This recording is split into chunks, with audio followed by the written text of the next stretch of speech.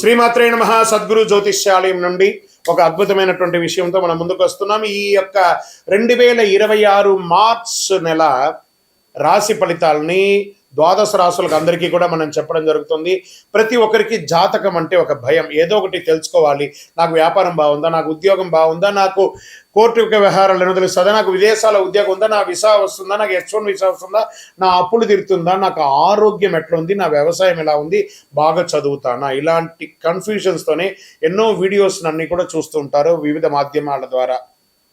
కానీ అందరికీ గుర్తుపెట్టుకుని మన యొక్క మాధ్యమం ద్వారా కూడా మనం ఈ మార్చి నెల యొక్క రాశి ఫలితాలు తెలుసుకోబోతున్నాం. జాతకం అనేది పడుతున్న వర్షానికి ఒక గొడుగు మాత్రమే, కానీ జాతకం జీవితం కాదు. మీరు మిమ్మల్ని నమ్మండి, మీ ఇష్టదేవాన్ని నమ్మండి, జాతకం కూడా అవసరానికి ఉపయోగించుకోండి, కానీ జాతకమే జీవితం కాదు. తులారాశి మిత్రులారా, మార్చి 2026 మీకు శుభాశుభ ఫలితాలు ఎలా ఉన్నాయని మనం తెలుసుకోబోతున్నాం. ఈ నెల మీకు గ్రహస్థితులు ఎలా ఉన్నాయనంటే, గురు 8వ స్థానంలో రహస్య మార్పులు, లోతైన పరిణామాలు చేస్తుంటారు. శని 6వ స్థానంలో శత్రులపై విజయం సాధిస్తున్నారు. రాహు 5వ స్థానంలో ప్రేమ సంతానం మీద కూర్చుంటున్నారు. కేతు 11వ స్థానంలో లాభస్థానంలో స్నేహితులు వాటి మీద కూర్చుంటున్నారు. కుజుడు 9వ స్థానంలో ధర్మం ప్రయాణాల మీద కూర్చుంటున్నారు. సూర్య భగవానుడు బుధ భగవానుడు 5 మరియు 6వ స్థానంలో మార్పు చెందుతున్నారు. శుక్రుడు 6వ స్థానంలో ఉంటున్నారు. ఇది సాధారణ నెల కాదు. తులారాశి మిత్రులారా, మీ సమతుల్యత కోల్పోతే సమస్యలు, నిలబెట్టుకుంటే విజయం. ఇది క్యాప్షన్ ఈ నెల మీకు చాలా అద్భుతంగా. శని 6వ స్థానంలో ఉండడంలో శత్రువులపై పైచేయి ఉంటుంది. ఉద్యోగంలో ప్రమోషన్ ఆలస్యం కానీ ఖచ్చితంగా వస్తుంది. కోర్టు డిపార్ట్మెంటు సమస్యలు పరిష్కారం అయ్యే అవకాశాలు ఉన్నాయి. ఉద్యోగంలో, ప్రైవేట్ రంగంలో మార్చి 15 తర్వాత మంచి అవకాశాలు, విదేశీయ ప్రాజెక్ట్స్ వచ్చే అవకాశాలు ఉన్నాయి. ఆన్సైట్ కూడా వెళ్ళే అవకాశాలు ఉన్నాయి. సహచరులతో అపార్థం రాకుండా చూసుకోండి, జాగ్రత్త. శాంతిగా వ్యవహరించండి, భావోద్వేగాలు నిర్ణయం చేసుకోండి. వ్యాపారస్తులకి మొదటి 15 రోజులు కాస్త నెమ్మదిగా ఉన్నా తర్వాత లాభం వస్తుంది. భాగస్వామి విషయంలో జాగ్రత్త. నూతన వ్యాపారం ప్రారంభించే వాళ్ళు ఏప్రిల్ తర్వాత ప్రారంభించండి, ఇప్పుడు తొందరపడకండి. ఫ్యాక్టరీ విషయంలో యంత్రాలు మెయింటెనెన్స్ అవసరం ఉంటుంది. కార్మికులతో కఠినంగా కాకుండా ప్రేమగా ఉండండి. ఏమైనా మిషనరీస్ ఎప్పటికప్పుడు ఆయిలింగ్ సర్వీస్ అవన్నీ కూడా ఓవరాయిల్ చేసుకుంటూ ఉండండి. రియల్ ఎస్టేట్ ఈ నెల కాస్త మందకోడిగా ఉంటుంది. నూతన సంవత్సరం ఉగాది వచ్చేస్తుంది కాబట్టి ఉగాది తర్వాత కొనుక్కునే అవకాశాలు బాగుంటాయి. దీర్ఘకాలిక పెట్టుబడులు కూడా చాలా మంది. షేర్ మార్కెట్లో స్పెక్యులేషన్ వద్దు, ఇవన్నీ కూడా కాస్త జాగ్రత్త. తులారాశి వారు కాస్త ఈ నెల అన్ని రకాలుగా జాగ్రత్తగా ఉండవలసినటువంటి విషయం. ఉగాది తర్వాత చాలా మేలు జరుగుతుంది. ఇంకా ఆర్థిక విషయంలో వచ్చేటప్పటికి ఖర్చులు బాగా పెరిగే అవకాశాలు ఉన్నాయి. ఆకస్మిక ఖర్చులు, తీసుకున్న అప్పులు, chit funds, bank loans, EMIs ఇవన్నీ కాస్త ప్రెషర్స్ ఎక్కువ ఉంటాయి. కాస్త జాగ్రత్తగా ఉండండి. బడ్జెట్ ప్లాన్ చాలా అవసరం మీకు ఈ నెల. విలాస ఖర్చులు కాస్త తగ్గించుకోండి. భార్యాభర్తల మధ్య దాంపత్యం రాహు కొంచెం ఇబ్బందిగా ఉంటుంది. ప్రేమలో అపార్థం ఉంటుంది. భార్యాభర్తల మధ్య చిన్న గొడవలు. ఈ విడిపోయి ఉంటారు చూసారా, విడాకుల కోసం ఉన్న వాళ్ళందరూ కూడా కూర్చొని మాట్లాడితే ఉగాది తర్వాత మంచి అవకాశాలు ఉంటే కలిసిపోతారు. పాత ప్రేమ మళ్ళీ తిరిగి పొందుతారు ప్రేమికులు. రహస్య సంబంధాలు కాస్త జాగ్రత్తగా ఉండండి. కుటుంబంలో తల్లి యొక్క ఆరోగ్యం పట్ల చాలా జాగ్రత్తగా ఉండాల్సింది. ఇంట్లో ఆధ్యాత్మిక వాతావరణాన్ని పెంచండి. పూజలు, పునస్కారాలు, హోమాదులు, ఇవన్నీ జపాదులు కూడా కొంచెం చేయండి, చాలా మంచిది.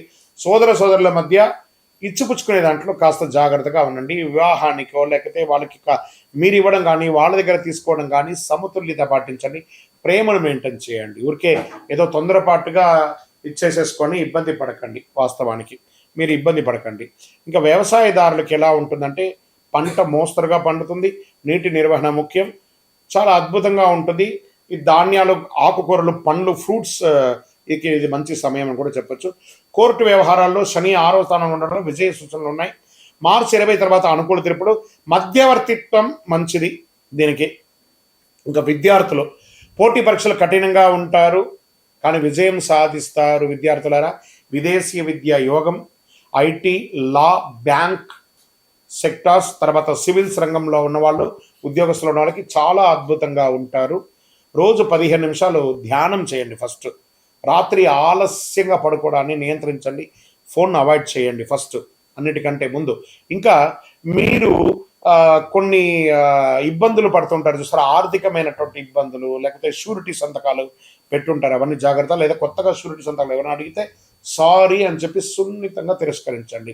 ఈ రోడ్ సైడ్ ఫుడ్ ఉంటుంది చూసారా, వాటిని అవాయిడ్ చేయండి ఫస్ట్. అవన్నీ మంచిది కాదు.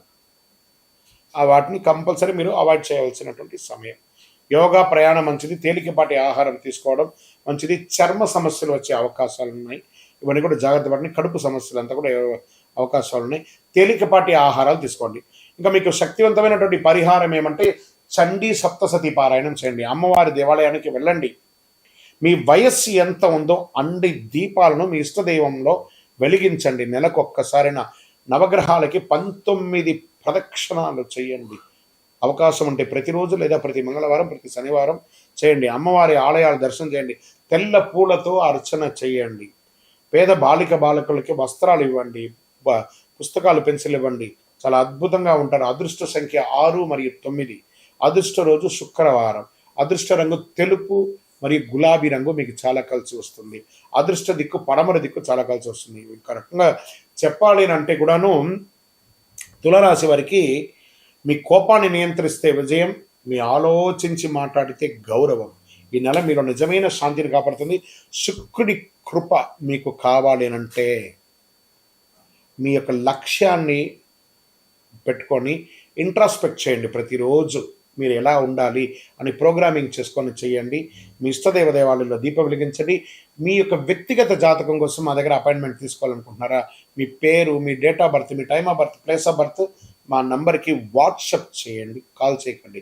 ఇంకను నెక్స్ట్ ఇంకా గొప్పగా ఉండాలి అనుకున్న వాళ్ళకి అతి శక్తివంతమైన ఒక 48 రోజులు మన దేవాలయంలో పూజ చేసినటువంటి కరుంగాళి మాలను ధరించండి. కరుంగాళి మాలను ధరించండి. అద్భుతమైనటువంటి అనుగ్రహం పొందండి. ఆరోగ్యంగా ఉండండి. ద్వాదశ రాశులందరికీ కూడా మా ఛానల్ ద్వారా చూస్తున్నటువంటి ప్రేక్షక మిత్రులకి ఉగాది శుభాకాంక్షలు. అందరూ కూడా ఆరోగ్య ఐశ్వర్య భోగభాగ్యాలతో ఉండాలని అఖిలాండ కోటి బ్రహ్మాండ నాయకుడు అయ్యప్ప స్వామి వారిని ప్రార్థన చేసుకుంటున్నాను. తిరుపతిలో అయ్యప్ప స్వామికి 18 అవతారముల దేవాలయాన్ని మనం నిర్మించాం. జీవకోణ అనే ఒక ప్రాంతంలో బ్రహ్మశ్రీ డాక్టర్ చంద్రబలి గురుస్వామి గారి ఆధ్వర్యంలో మీరు తిరుపతికి వచ్చినప్పుడు, కుటుంబంతో వచ్చినప్పుడు తిరుమలకు ఎలా దర్శనం చేసుకుంటారు? తిరుపతిలో కపిల తీర్థానికి దగ్గరలో జీవకోణ అనే ఒక ప్రాంతంలో ప్రపంచ ప్రఖ్యాతమైనటువంటి 18 అవతారాల దేవాలయం ఉంది. వచ్చి దర్శనం చేసుకోండి. మీరు అందరూ క్షేమంగా ఉండాలని ఆ దేవాలయంలో ప్రతిరోజు ప్రార్థన చేస్తుంటాము. విజయోస్తు. వందే మాతరం, వందే మాతరం, వందే మాతరం. చంద్రమౌళి వెంకటేష్ శర్మ గురుస్వామి శరణమయ్యప్ప. రానున్న ఈ నెల ఫిబ్రవరి 28 అరుదైన గ్రహాల కూటమి. ఆకాశంలో ఒకే వరుసలో 6 గ్రహాలు రాబోతున్నాయి. ఇది ఒక అపురూపమైనటువంటి ఘట్టం అని కూడా చెప్పచ్చు. ఫిబ్రవరి 8 సూర్యాస్తమం తర్వాత సుమారుగా 6:30 ఆకాశంలో ఒకే వరుసలో 6 గ్రహాలు కనిపించనున్నాయి. అదొకటి అరుదైన కూటమి. అంటే బుధుడు, శుక్రుడు, గురుడు, శని, యురేనియస్, నెప్ట్యూన్. ఎలా చూడాలి దీన్ని అంటే పడమర పశ్చిమ దిశలో చూడాలి. సూర్యాస్తమం తర్వాత సుమారుగా 6:30 మధ్య గమనిస్తుండడం మంచిది. ఇది కంటితో కనిపించేది శుక్ర, గురు, శని మాత్రం కనబడుతుండొచ్చు. కాస్త టెలిస్కోప్, బయోస్కోప్ అలాంటిది అవసరం ఉంటుంది ఆ యురేనియస్, నెప్ట్యూన్ యొక్క గ్రహాలను చూడాలంటే. ఆకాశం నిర్మలంగా మేఘాలు లేకుండా ఉంటేనే స్పష్టంగా కనిపిస్తుంది. నగర వెలుతురు తక్కువగా ఉంటే ప్రదేశం అయితే ఇంకా స్పష్టంగా చూడవచ్చు. ఇలాంటి గ్రహాల వరుస అరుదుగా చూడవచ్చు. ఆకాశాన్ని ప్రేమించే వారికి ఇది ఒక అద్భుతమైనటువంటి అవకాశం అని కూడా చెప్పొచ్చు. ఈ యొక్క గ్రహ కూటములన్నిటి కూడా రానున్నటువంటి ఉగాది ద్వాదశ రాశుల్లో దాని యొక్క ఇంపాక్ట్ అనేది ఉంటుంది. చాలా అద్భుతమైనటువంటి ఒక విషయంతో మనము ఈరోజు రాబోతున్నాం. మన ఛానల్ చూస్తున్నటువంటి ప్రేక్షక మిత్రులందరికీ కూడా శుభాకాంక్షలు. మీరు చాలామంది చూస్తున్నారు, కానీ ఒక చిన్న రిక్వెస్ట్ అంటే ఒక లైక్, ఒక సబ్స్క్రిప్షన్, ఒక షేర్ ఇది కానీ చేస్తే మాకు కూడా కాస్త ఎంకరేజ్మెంట్గా ఉంటుంది. మాకు మంచి మంచి సబ్జెక్ట్స్ ఇస్తున్నాం కాబట్టి ఇదొకటి. ఈ రాబోయే మార్చ్ 6వ తారీఖున శని భగవానుడు స్థానం మారుతున్నారు. ఇది 2.5 సంవత్సరాలకు ఒకసారి ఇది జరుగుతూ ఉంటుంది. అద్భుతమైనటువంటి దీన్ని తమిళ భాషలో శని పయర్చి అంటారు. మనం తెలుగులో శని గమన మార్గం మారుతున్నారు అనే దాన్ని చెప్పడం జరుగుతుంది. తిరునల్లారు అనే ఒక క్షేత్రం ఉంటుంది తమిళనాడులో. ఆ రోజు అక్కడ ఆ శని భగవానుడు మారేటప్పుడు ప్రత్యేకమైనటువంటి పూజ ఏ సమయంలో చేస్తారో దాన్ని శని పయర్చి అంటారు. అంటే ఉన్న స్థలం నుంచి ఇంకో స్థలానికి మారే ఒక అద్భుతమైనటువంటి ఘట్టం. ఈ శని గమనం మార్పు జరగడం వల్ల ఏ రాశి వారికి లాభంగా ఉంటుంది, ఏ రాశి వారికి ప్రతికూలంగా ఉంటుంది అనే దాన్ని మనం ఇప్పుడు విశ్లేషించుకోబోతున్నాం. శని భగవానుడు కుంభం నుండి మీనంలోకి గమన మార్పు 6వ తారీఖున మార్చి 26 ఉదయం 8:24 ఇది చాలా విశేషం అండి. ఎంత అవకాశం ఉంటే అంతమంది అన్ని రాసుల వారు కూడా పూజ చేసుకోవాల్సిన సమయం, కానీ ప్రత్యేక పూజలు కొంతమందికి ఉందని చెప్పచ్చు. దీన్ని ఏ రాశి వారికి ఆ శని భగవానుడు యోగాన్ని ఇస్తున్నాడు ఆ శని గమనంలో అని అంటే, శని లగ్నంలో ప్రవేశం జీవన దిశలో గంభీర మార్పు. ఎవరికి లగ్నంలో ఉంటాడో వాళ్ళకి ఇది ఉంటుంది. మీనరాశి వారికి చాలా ఉంటుందండి. ఆధ్యాత్మిక చైతన్యం పెరుగుతుంది. క్రమశిక్షణలో ఎదిగే అవకాశం ఉంటుంది. అంటే కుంభరాశి నుంచి మీనరాశి మీ రాశిలోకి రాబోతున్నాడు కాబట్టి వృషభ రాశి వారికి లాభస్థానంలో శని ఉన్నాడు. దీర్ఘకాలిక పెట్టుబడుల ఫలితం, ఆర్థిక స్థిరత్వం కూడా ఉంటుంది. తర్వాత మకర రాశి వారికి శని మీ యొక్క స్వగ్రహాధిపతి కాబట్టి శ్రమకు ప్రతిఫలం ఉంటుంది. ఉద్యోగం, పదోన్నతి అవకాశాలు చాలా ఉన్నాయి. విదేశీయ గమనం కూడా ఉంటుంది. ఎవరు జాగ్రత్తగా ఉండాలి, ఏ రాశి వారు జాగ్రత్తగా ఉండాలి అంటే మిథున రాశి వారు కర్మస్థానంలో ఒత్తిడి, ఉద్యోగంలో బాధ్యతలు పెరుగుతాయి, జాగ్రత్త నిర్ణయాలు, అసాంఘిక కార్యక్రమాలు పాల్గొనకూడదు. ఇక కన్యా రాశి వారికి సంబంధాల్లో పరీక్ష కాలం, భార్యాభర్తల మధ్య ఉంటుందని చెప్పి మాటల విషయంలో కాస్త జాగ్రత్తగా ఉండాలి. ఇవి రెండే. కానీ కన్యా రాశికి మిగతా గ్రహాలన్నీ యోగంగా ఉంది కాబట్టి కొంచెం జాగ్రత్త పడాలి. ధనుసు రాశి వారికి అర్ధాష్టమ శనిలో ఉన్నారు. గృహ కుటుంబ విషయంలో ఆందోళన, ఆస్తి నిర్ణయాల ఆలస్యం ఇవన్నీ కూడా అవుతూ ఉంటుంది. శని ఎప్పుడు శిక్షకారకుడు కాదు. అదేవిధంగా సింహరాశి వారికి కూడా అష్టమ శనిలో ఉన్నాడు. కొంచెం జాగ్రత్తగా ఉండాల్సినటువంటి సమయం. ఈ ప్రకృతి విపత్తులు కూడా వచ్చే అవకాశాలు ఈ శని గమనం ద్వారా కూడా ఉందండి. కొండ ప్రాంతాల్లో భారీ వర్షాలు, కొండ చర్యలు కింద పడడము, చిన్న చిన్న భూకంపాలు లాంటి రావడము, జల ప్రళయం అనేది కనబడుతుంది. తీర ప్రాంతాల్లో సముద్ర ప్రభావం ఎక్కువ ఉంటుందని కూడా చెప్పడం జరుగుతుంది. వరదల వల్ల వ్యవసాయానికి మిశ్రమ ఫలితం ఉంటుందని కూడా ఈ శని యొక్క మార్పు వల్ల ఉంటుందని కూడా చెప్పచ్చు. జలతత్వం శని గమనంలో ప్రకృతి శక్తులన్నీ కూడా అధికంగా ప్రేరేపింపబడతాయి కాబట్టి జాగ్రత్తగా ఉండాలి.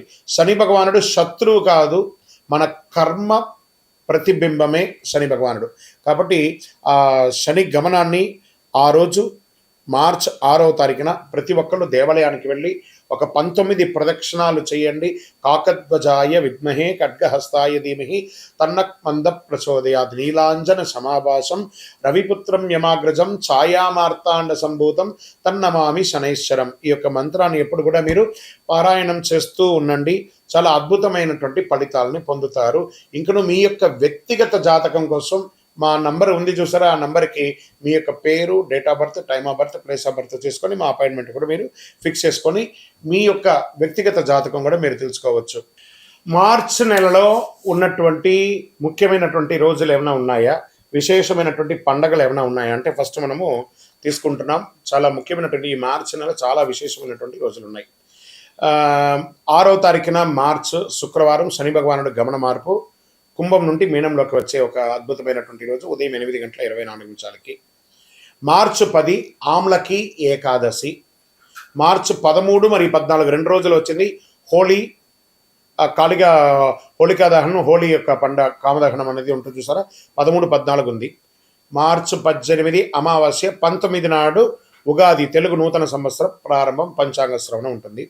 మార్చి 25 శ్రీరామ నవమి, చాలా విశేషమైనటువంటి రోజు. తర్వాత end of the month last day నుంచి మొదలు పెడితే ఏప్రిల్ 1 వరకు అయ్యప్ప స్వామి వారి పుట్టినరోజు. ఇది చాలా విశేషమైనటువంటి మార్చిలో ఉన్నటువంటి పండగలు వాతావరణాన్ని కూడా. రానున్న ఏప్రిల్ 1వ తారీఖున అయ్యప్ప స్వామి వారికి జన్మదినం. చాలా అద్భుతమైనటువంటి పూజలు ప్రతి దేవాలయంలోనూ, శబరిమలలో కూడా చాలా విశేషంగా పంబా ఆరాట్ అనే విశేషాన్ని చేస్తారు. ఏప్రిల్ 1వ తారీఖున జరగబోయే ఒక అద్భుతమైనటువంటి రోజు. ఉభయ తెలుగు రాష్ట్రాలే కాకుండా దేశ విదేశాల్లో ఉన్నటువంటి ప్రతి అయ్యప్ప స్వామి దేవాలయంలోనూ చక్కగా ఆ దేవాలయాన్ని అలంకారం చేసి గణపతి హోమాదులు, స్వామివారికి అభిషేక ఆరాధనలు, పట్టు పీతాంబరాలు ఇచ్చి స్వామివారికి తీపి వంటలన్నీ కూడా చేసి వచ్చిన భక్తులకు అందరికీ కూడా తీపి ఇచ్చి చక్కగా విద్యార్థులకి ఎగ్జామ్ టైం కాబట్టి మన దేవుని ప్రసాదంగా పుస్తకాలు, పెన్సిల్స్ పంచండి. సాయంత్రం చక్కగా పడి పూజ చేయండి, అన్నదానం చేయండి. అప్పటి నుంచి బాగా వేడి తాపడి ఉంటుంది కాబట్టి ప్రతి దేవాలయంలోనూ ఒక కుండను ఏర్పాటు చేసి దాహార్తిగా ఈ యొక్క నీళ్ళ సర్వీస్ని కూడా చక్కగా చేయండి. అద్భుతమైనటువంటి సేవ చేయండి. ప్రతి అయ్యప్ప భక్తులు గుర్తుపెట్టుకోవాలి, మార్చిలో కాదు అయ్యప్ప బర్త్డే, ఏప్రిల్ 1వ తారీఖున శబరిమలలో చేస్తున్నారు. మనం కూడా అందరం కలిసికట్టుగా స్వామివారి జయంతి ఉత్సవాన్ని దిగ్విజయంగా చేస్తాము. స్వామియే శరణం అయ్యప్ప.